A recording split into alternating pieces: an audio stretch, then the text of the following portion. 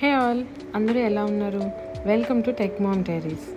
ఈ video thumbnail చూస్తేనే మీకు అర్థమైపోయి ఉంటుంది, ఎందుకంటే ఇది నేను ఆల్రెడీ ప్రీవియస్ షార్ట్స్లో దీని క్లిప్స్ పోస్ట్ చేశాను.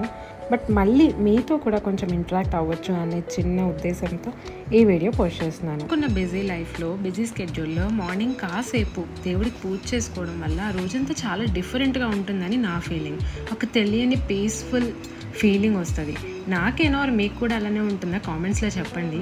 నేనైతే ఎవ్రీ సాటర్డే ఇలా పూజ చేసుకుంటా. నా చిన్నతనంలో మా పేరెంట్స్ డైలీ పూజ చేసేవాళ్ళు అండ్ ఎవ్రీ సాటర్డే ఫాస్టింగ్ ఉండేవాళ్ళు. దానివల్లే కావచ్చు నాకు ఈ సాటర్డేకి ఒక పెద్ద బాండింగే ఫామ్ అయ్యింది. అదే కంటిన్యూ చేయాలి అని అనుకునేదాన్ని. బట్ ఫర్ మెనీ రీజన్స్ చాలా డేస్ ఫాస్టింగ్ కూడా చేసేదాన్ని కాదు. బట్ అగైన్ నేను మళ్ళీ స్టార్ట్ చేయాలి అనుకున్నాను అండ్ చేశాను.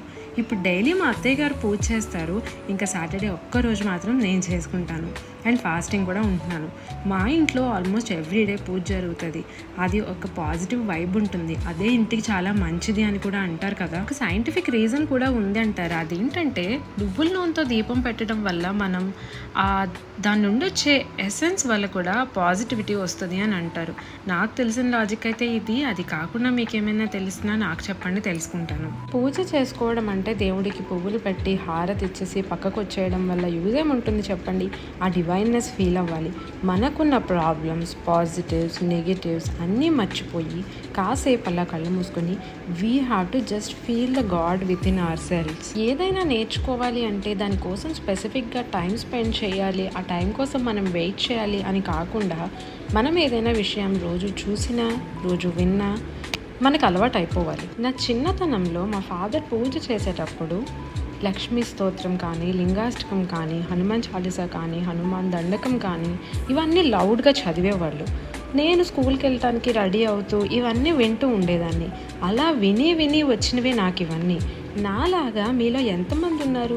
మీ స్కూల్కో కాలేజ్కో బిజీగా రెడీ అయిపోతుంటే మీ పేరెంట్స్ వచ్చి బొట్టు పెట్టుకోమ్మా, హారతి తీసుకోమ్మా అని ఇలా చెప్పిన వాళ్ళు ఎంతమంది ఉన్నారు? రెడీ అవుతూ మధ్యలో వెళ్ళి పువ్వులు కోసుకొచ్చి ఇవ్వడం, ఇంకా ఆ పువ్వుల మీద వాళ్ళని బటర్ఫ్లైస్ చూసి ఆడుకోవడం, హ్యాపీగా ఫీల్ అవ్వడం, ఇవన్నీ గుర్తొస్తే మంచిగా అనిపిస్తుంది. ఇలా గబగబా రెడీ అయిపోయి మన కాలేజ్ బస్సో స్కూల్ బస్సో వచ్చిందని చెప్పి గబగబా వెళ్ళిపోతుంటే వెనక నుంచి ఒక వాయిస్ వినిపిస్తుంది, దండం పెట్టుకొని వెళ్ళొచ్చు కదమ్మా అని. మన మదర్స్ వాళ్ళ కోసమో వాళ్ళు చెప్పిన మాట కోసమో తెలియదు కానీ వెనక్కి వెళ్ళి దండం పెట్టుకొని స్కూల్కి కాలేజ్కి వెళ్ళేదాన్ని. కొన్ని వీడియోస్ చూసినా, కొన్ని విషయాలు ఆలోచించినా మన మెమరీస్ రీకలెక్ట్ అవుతాయి. అలాగే నాకు ఈ వీడియోలో నా చైల్డ్హుడ్ మెమరీస్ రీకలెక్ట్ అయ్యాయి. మీలో ఎంతమంది చైల్డ్హుడ్ మెమరీస్ రీకలెక్ట్ చేసుకున్నారు? నాకు కామెంట్స్లో చెప్పండి. సో అలా నా పూజ అయితే ఫినిష్ అయిపోయింది. నా డే అయితే సూపర్గా ఉంది. నా మాటలు వింటూ మీ మెమరీస్ గుర్తు తెచ్చుకుంటూ నా వీడియో ఎండ్ వరకు చూసినందుకు మీ అందరికీ థ్యాంక్ యూ సో మచ్. ఇలాంటి మరిన్ని వీడియోస్ కోసం please subscribe to my channel. Thank you. Bye.